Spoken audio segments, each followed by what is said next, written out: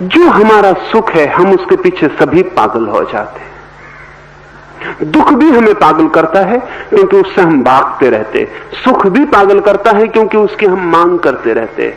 और जब चेतना इस तरह प्रीतिकर अप्रीतिकर के बीच डमाडोल होती रहती है तो फिर कैसे होगी, ठहरेगी कैसे, खड़े कैसी होगी? फिर तो उसकी हालत ऐसी होती जैसे दिया तूफान और आंधी में झोंके लेता रहता, कभी बाएं कभी दाएं, कभी ठहर नहीं पाता। कृष्ण जिस आदमी की बात कर रहे हैं वो उस आदमी की बात है जिसकी चेतना का दिया, जिसकी चेतना की ज्योति ठहर गई, जैसे ऐसे बंद कमरे में जहां हवा के कोई झोंके ना आते हो। ठहर गई ज्योति, रुक गई। जिस दिन चेतना सम हो जाती है, न प्रीतिकर खींचता न अप्रीतिकर हटाता, न दुखद कहता कि हटो न सुखद कहता है कि आओ। और जब चेतना पर कोई भी बाहर के आंदोलन प्रभाव नहीं डालते हैं और चेतना बिल्कुल ठहर के खड़ी हो जाती, उस खड़ी हुई चेतना में ही व्यक्ति सच्चिदानंद स्वरूप परमात्मा में स्थिर होता है। इसे ऐसा समझ लें, डोलती हुई चेतना उसी तरह है जैसे कभी आपके रेडियो का कांटा ढीला हो गया हो, आप घुमाते हो उसे, वो कोई स्टेशन पर नहीं ट्यून नहीं हो पाता हो, कहीं भी ठहर ना पाता हो, हिलता हो, डुलता हो, 2-4 स्टेशन साथ साथ पकड़ता हो, कुछ भी समझ बूझना पड़ता हो कि क्या हो रहा है। चेतना जब तक डोलती है सुख और दुख के धक्कों में, झोंकों में, तब तक कभी भी ट्यूनिंग नहीं हो पाती परमात्मा से। जैसे ही खड़ी हो जाती है फिर वैसे ही परमात्मा से संबंध जुड़ जाता है। परमात्मा और व्यक्ति के बीच संबंध किसी भी क्षण हो सकता है, लेकिन व्यक्ति की चेतना के ठहरने की अनिवार्य शर्त है। परमात्मा तो सदा ठहरा हुआ है, हम भी ठहर जाएं तो मिलन हो जाए।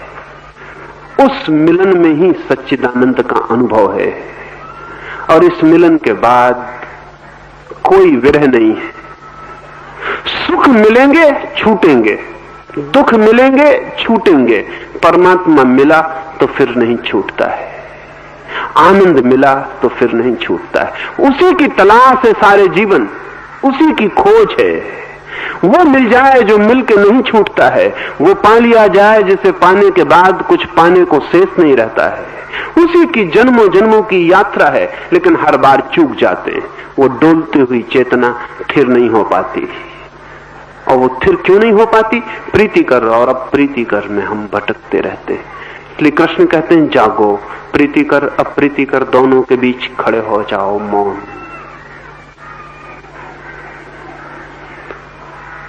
निश्चित ही कांटा चुभेगा तो अप्रीतिकर लगेगा, कृष्ण को भी चुभेगा तो भी लगेगा। फूल हाथ पर आएगा तो अप्रीतिकर नहीं लगेगा। ये मत सोचना कि कृष्ण को हम कांटा गड़ाएंगे तो खून नहीं बहेगा, कि कृष्ण को कांटा गड़ाएंगे तो वो पत्थर है उन्हें पता नहीं चलेगा।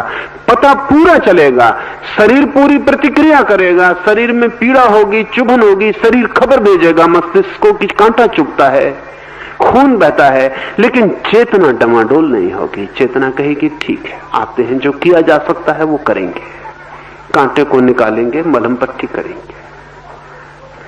लेकिन चेतना इससे विचलित नहीं होती है, चेतना ठहरी ही रह जाती है। बुद्ध या महावीर की मूर्ति देखते हैं बैठी हुई, जैसे दिए की ज्योति ठहरी हो। इसलिए बुद्ध और महावीर और सारे जगत के उन सारे लोगों की जिनकी चेतना ठहर गई, हमने पत्थर में मूर्तियां बनाई, अकारण नहीं। पत्थर में बनाने का कारण था पत्थर जितना ठहरा हुआ है, इतनी और कोई चीज ठहरी हुई नहीं है।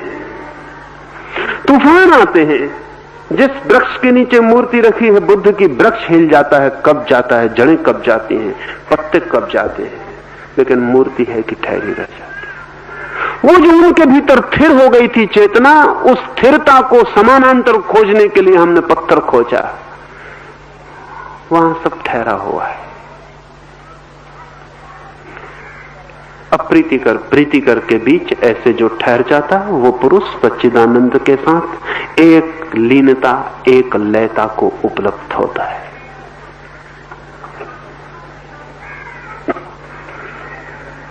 प्रश्न के पहले श्रोताओं से एक निवेदन है आयोजकों की ओर से कि वे कृपया और अधिक पास आ जाएं।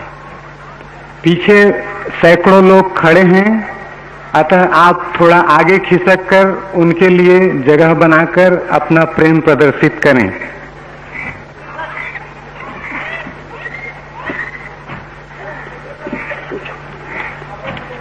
आचार्य श्री, इस श्लोक में कहा गया है कि प्रिय और अप्रिय अनुभवों में उद्वेग रहित स्थिर बुद्धि व संशय रहित ब्रह्मवेत्ता पुरुष परमात्मा में एक ही भाव से नित्य स्थित है। इसमें एक शब्द है संशय रहित। तो प्रीतिकर और अप्रीतिकर अनुभवों में समता रखने वाला पुरुष कैसे संशय रहित होता है, इस पर कुछ कहें।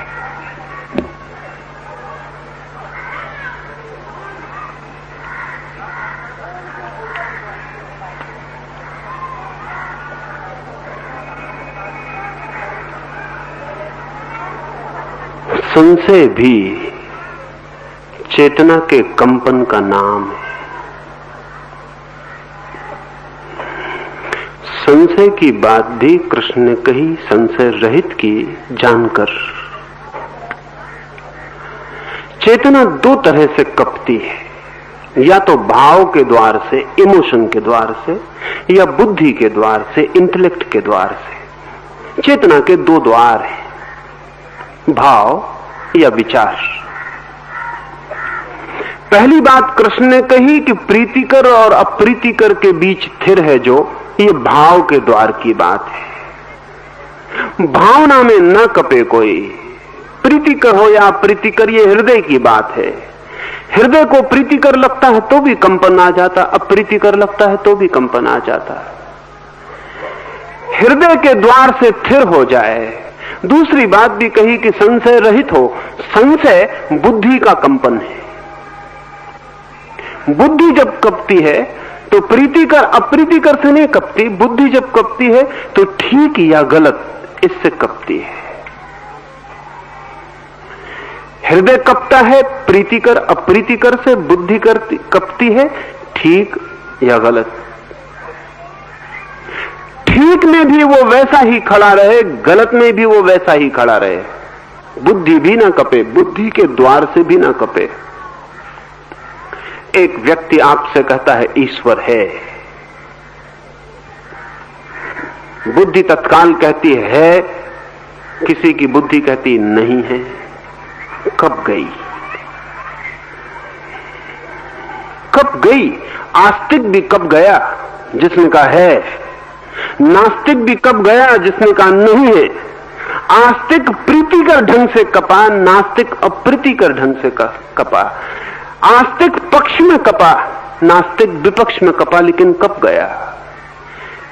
कृष्ण उस धार्मिक की बात कर रहे हैं कि कोई कहता है ईश्वर है और बुद्धि संशय में नहीं पड़ती, इतना भी संशय नहीं करती कि है या नहीं, अकंपित रह जाती है।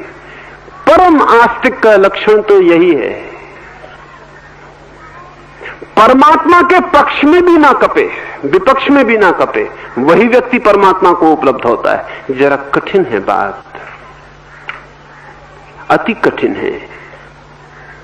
परम आस्तिक, वस्तुतः आस्तिक वही है जो परमात्मा है इतना भी आग्रह नहीं करेगा, क्योंकि ये कंपन है, ये नहीं के विरोध में चले जाना है।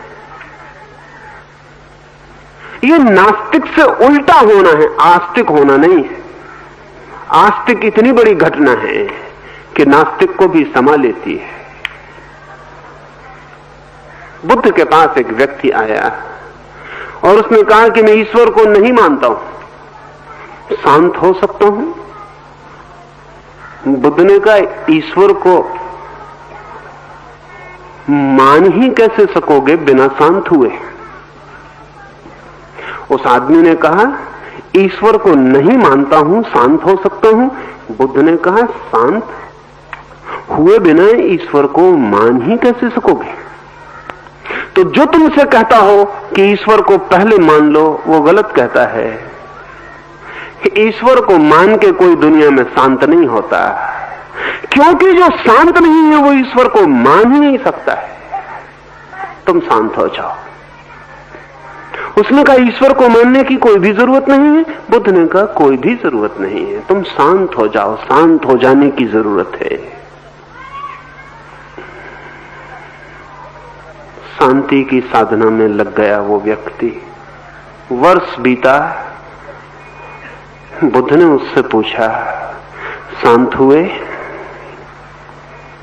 उसने कहा, पूरी तरह शांत हो गया। बुद्ध ने कहा, ईश्वर के संबंध में क्या ख्याल है? उसने कहा, अब कोई ख्याल न बनाऊंगा। अब मैं जानता हूं कि ईश्वर है, ये भी अशांत लोगों का ख्याल था। ईश्वर नहीं है, ये भी अशांत लोगों का ख्याल था। अब मैं कोई ख्याल न बनाऊंगा। बुद्ध ने कहा, ईश्वर के संबंध में कुछ भी ना कहोगे? उसने कहा कि अगर मेरी आंखें कह सकें तो कहें, अगर मेरे चलते हुए पैर कह सकें तो कहें, अगर मेरे हाथ कह सकें तो कहें, अगर मेरा अस्तित्व कह सके तो कहे, मैं नहीं कहूंगा। और अगर ईश्वर है तो पूरा प्राण श्वास श्वास कहेगी। आस्तिकता भी एक संशय है, एक कंपन पक्ष में। नास्तिकता भी एक संशय है, एक कंपन विपक्ष में। धार्मिकता अकंप है, निष्कंप, न पक्ष न विपक्ष। धार्मिकता आस्तिकता और नास्तिकता दोनों का ट्रांसेंडेंस, दोनों के पार चले जाना है। और ध्यान रहे, नास्तिक को कोई कितना ही समझा के आस्तिक बना दे, बीमारी बदल जाती है, नास्तिक नहीं बदलता। आस्तिक को कोई कितना समझा के नास्तिक बना दे, बीमारी बदल जाती है, आस्तिक नहीं बदलता। बीमारी के बदल जाने से स्वास्थ्य नहीं आता। पक्ष बीमारी है, निष्पक्षता स्वास्थ्य है। पक्ष बीमारी है, निष्पक्षता स्वास्थ्य है। पक्ष यानी झुके, डोले, गए, कुछ चुन लिया, चॉइस हो गई, चुनाव कर लिया, तटस्थ न रह सके। निष्पक्ष यानी नहीं किया चुनाव, तटस्थ रहे। हृदय के लिए प्रीति और अप्रीति का कपाते हैं, बुद्धि के लिए विश्वास और अविश्वास कपाते। विश्वास और अविश्वास में भी जो निसंशय खड़ा है। ध्यान रहे, आमतौर से लोग व्याख्या करते हैं निसंशय की विश्वासी के लिए कि जो विश्वास करता है दृढ़ता से, वो आदमी संशय रहित है। मैं नहीं करता हूं। मैं कहता हूं, जो आदमी कहता है मैं दृढ़ता से विश्वास करता हूं, उसके भीतर संशय उतनी ही दृढ़ता से मौजूद है। उस संशय को ही दबाने के लिए वो दृढ़ता का पत्थर रख रहा है। जो आदमी कहता है मैं पक्का विश्वास करता हूं, जानना कि वो डरा हुआ है अपने भीतर के अविश्वास से। उसको ही दबाने के लिए पक्के विश्वास की दीवार खड़ी कर रहा है। जो आदमी सच में विश्वास करता है, पक्का कच्चा नहीं करता। जो आदमी आपसे कहे कि मैं पक्का प्रेम करता हूं, समझना कि प्रेम पक्का नहीं है, क्योंकि पक्के का ख्याल ही कच्चे वाले को आता है। नहीं तो पक्के की कोई बात ही नहीं। जो प्रेम करता है वो तो शायद कह भी नहीं सकता कि मैं प्रेम करता हूं। इतना कहना भी उसे गलत मालूम पड़ेगा। अगर प्रेम ने खुद नहीं कह दिया है तो अब शब्दों से और क्या कहा जा सकता है। अगर प्रेम खुद भी नहीं कह पाया तो अब शब्दों से और क्या कहा जा सकता है। इस पृथ्वी पर जिन्होंने सच में प्रेम किया है, उन्होंने शायद कहा ही नहीं।